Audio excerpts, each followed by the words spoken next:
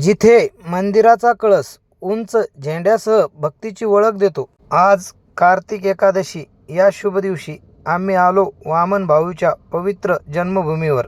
सुरुवात नेहमी शुभ असावी म्हणून या पवित्र भूमीवर आमच्या दर्शनाचा प्रारंभ श्री गणपती बाप्पाच्या चरणी.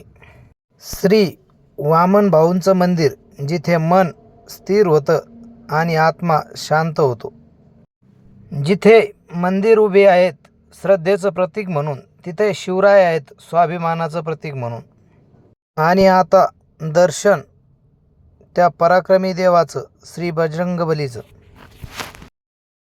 सगळं काही इथे एकाच ठिकाणी भक्तीच्या अनुभूतीत न्हालेलं.